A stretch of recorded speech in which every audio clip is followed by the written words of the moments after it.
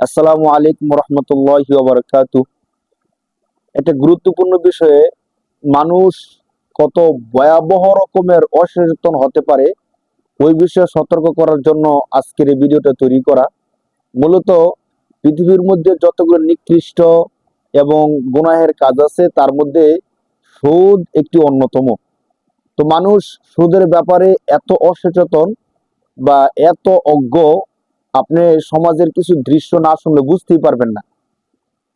আমাদের এক ব্যক্তি, তিনি নামাজ পড়েন, রোজা রাখেন, সমস্ত ইবাদতগুলো করেন, কিন্তু তাকে যখন তার ইনকাম সোর্স সম্পর্কে জিজ্ঞেস করা হলো যে আপনি কিভাবে আয় করেন, ইনকাম করেন, কিভাবে পরিবার চালান, তখন তিনি বলেন যে ভাই, আমি কয়েকবার ব্যবসা করতে গিয়ে লস খেয়েছি, টাকা নষ্ট করেছি। এখন ব্যবসা বাণিজ্য সব বন্ধ করে দিয়ে আমার বড় অ্যামাউন্টের কিছু টাকা আছে, ওই টাকাগুলো আমি ব্যাংকে রেখে দিয়েছি। ব্যাংক থেকে সামান্য পরিমাণ আমাকে ইন্টারেস্ট দেয়, ওই টাকাটা দিয়ে আমি আমার পরিবার চালাই। নাউজুবিল্লাহ মিন যালিক।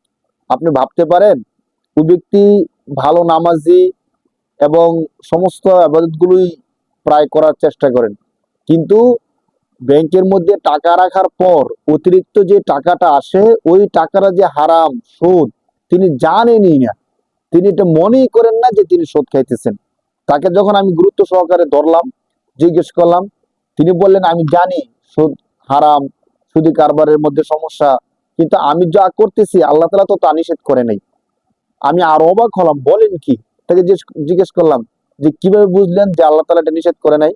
তখন তিনি আমাকে আলে ইমরান 4 নম্বর পারার 5 নম্বর পৃষ্ঠার একটা আয়াত তিনি বলতেছিলেন যে আল্লাহ তাআলা এখানে বলছেন, ইয়া আইয়ুহাল্লাযীনা আমানু লা তাকুলুর রিবা আদআফা মুদাআফা। আপনি ভাবতে পারেন, একজন সাধারণ মানুষ, তিনি এই আয়াতটা মুখস্থ করে আমাকে শোনাইতেছেন এবং বলতেছেন যে আল্লাহ তাআলা এই আয়াতের মধ্যে বলছেন যে তোমরা চক্র বৃদ্ধি হারে সুদ খাও না, অর্থাৎ ডবলের ডবল, দ্বিগুণ, কয়েক গুণ বৃদ্ধি করে সুদ খাও না। তো তিনি আমাকে যুক্তি দিচ্ছেন যে আল্লাহ তাআলা তো এখানে দ্বিগুণ, তিনগুণ, এমন অধিক হারে সুদ খাইতে না করছেন, কিন্তু অল্প স্বল্প খাইতে তো আল্লাহ তাআলা নিষেধ করেন নাই। আর আমি যে টাকা ব্যাংকের মধ্যে রাখি 20 লাখ প্লাস, কিন্তু এর বিনিময়ে আমার মাসে 15,000 টাকার মতো টাকা আসে। তো এটা তো তেমন কোনো কিছু না, শতকরা অনেক কম। তো আল্লাহ তাআলা তো এটা নিষেধ করে নাই। আপনি ভাবতে পারেন, মানে শয়তান মানুষের মগজে কত গভীর ভাবে ধোকা দিলে মানুষ এই কথাটা বলতে পারে যে আল্লাহ তাআলা তো বেশি খাইতে নিষেধ করছেন, কম খাইতে নিষেধ করেন নাই। বলেন নাউজুবিল্লাহ। তো বিষয়টা আমরা সতর্ক হওয়া উচিত।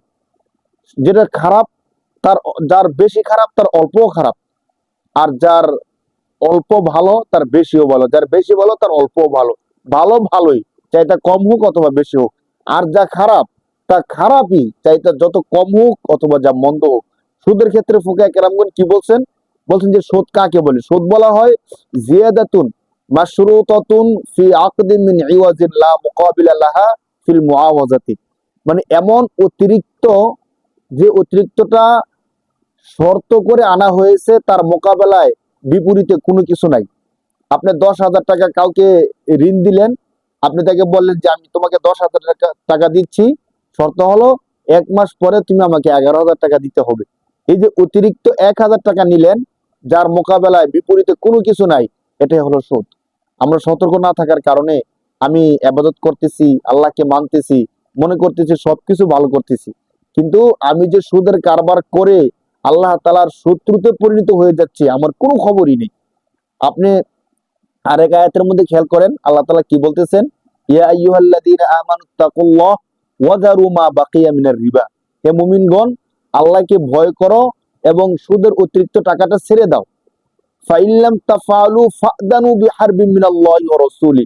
যদি তুমি আমার কথা না শোনো, সুদি কারবার না ছাড়ো, তাহলে আল্লাহ এবং আল্লাহর রাসূলের সাথে তোমার যুদ্ধের ঘোষণা দেওয়া হচ্ছে। ভাবা যায়?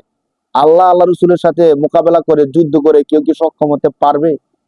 বুঝেন, মানে আমাদের সমাজে সুদি কারবার নিয়েতে কতটা অজ্ঞতা। ব্যাংকের মধ্যে যারা চাকরি করে, তারা অনেকে বলে যে আমি তো ব্যাংকে চাকরি করি, অন্য অন্য অফিসের মধ্যে যেমন কাজ করে 8 ঘন্টা 12 ঘন্টা ডিউটি করে টাকা পায়, আমিও তো সেম এত ঘন্টা ডিউটি করে টাকা পাই। তাহলে আমার ইনকাম তো হারাম হওয়ার কোনো যুক্তি নাই। অথচ আপনি সুদের হাদিসটা যদি শুনে থাকেন, যে সরাসরি মুসলিম শরীফের মধ্যে যে হাদিসটা আসছে, রাসূল সাল্লাল্লাহু আলাইহি সাল্লাম, লাআনা রাসূলুল্লাহ সাল্লাল্লাহু আলাইহি সাল্লাম আকিলার রিবা ওয়া মুকিলাহু ওয়া কাতিবাহু ওয়া শাহিদাইহি। আল্লাহ রাসূল সাল্লাল্লাহু আলাইহি সাল্লাম যে সুদ খায়, যে সুদ দেয়, যে লিপিবদ্ধ করে, যে সাক্ষী থাকে, প্রত্যেককে লানত করছেন। চিন্তা করেন, তাহলে আপনি যে ব্যাংকের মধ্যে চাকরি করেন, আপনি সাক্ষী থাকতেছেন অথবা কাগজের মধ্যে লিখতেছেন, কোনো না কোনো ভাবে আপনি সহযোগিতা করতেছেন, বাবা যায়। অনেকে মনে করে কিস্তিতে যে টাকা আনি, এই টাকাটা তো হারাম না। এভাবে ব্যাপক হারে আমাদের অনেকে সুদী কারবারের মধ্যে জড়িত আছে, সে মনে করে না এটা সুদ। সবচেয়ে ভয়ঙ্কর বিষয় হলো, আমি যদি কোনো অপরাধ করি, যদি আমি বুঝতে পারি যে আমি অপরাধ করতেছি, তাহলে কোনো না কোনো এক সময় আমি অনুতপ্ত হব, ক্ষমা চাওয়ার একটা অবস্থা তৈরি হবে। কিন্তু আমি যদি এটাকে গোনা নাই মনে করি, অপরাধ না মনে করি, তাহলে তওবা করার অবস্থা তৈরি হবে না। আমি তওবা করব না। তওবা না করে যদি মারা যাই, হাসরের দিন আমার অবস্থাটা কি হবে বলেন? যদি আমি মনে করি যে ব্যাংকে চাকরি করতেছি এটা কোনো অপরাধ না, আমি ব্যাংক থেকে যে অতিরিক্ত ইন্টারেস্ট এনে খাচ্ছি এটা কোনো সুদ না, তাহলে তো আমি কখনো তওবা করব না। আর আল্লাহ তাআলা আমাকে ক্ষমা করবেন না। আর কবিরা গুনাহ ক্ষমা হওয়ার জন্য শর্ত হলো, স্পষ্ট আকারে আল্লাহ তাআলার কাছে বলে ক্ষমা চাইতে হবে, যে আল্লাহ আমি এই কারবারটা করছি, আপনি আমাকে দয়া করে ক্ষমা করে দেন। তো আমি তো এটাকে অপরাধী মনে করি না, তখন আমি কিভাবে ক্ষমা চাবো বলেন? এই জন্য আমাদের সতর্ক হওয়া উচিত, সচেতন হওয়া উচিত। আমি যেহেতু মুমিন, জান্নাতি আমার আসল ঠিকানা, অতএব যেভাবে চললে আমাকে জান্নাতে যাওয়া যাবে সেভাবে চলতে হবে। আমার ইনকাম সোর্স, ইকোনমিক সিস্টেম যেভাবে চলতেছে, সত্যি কি হালাল না হারাম, এই ব্যাপারে একজন বিজ্ঞ আলেমের সাথে পরামর্শ করা আমার অবশ্যই উচিত। কোনো আলেমের সাথে পরামর্শ না করে আমি হালাল মনে করে আমি যদি এভাবে চলতে থাকি অসচেতন ভাবে, তাহলে আল্লাহ না করুক হাসরের দিন যদি আমি ধরা খেয়ে যাই, আমার মুক্তির উপায় কি? কে আমাকে বাঁচাবে বলেন? আল্লাহ তাআলা আমাদের সবাইকে বুঝার তৌফিক দান করুক, আমিন। আসসালামু আলাইকুম।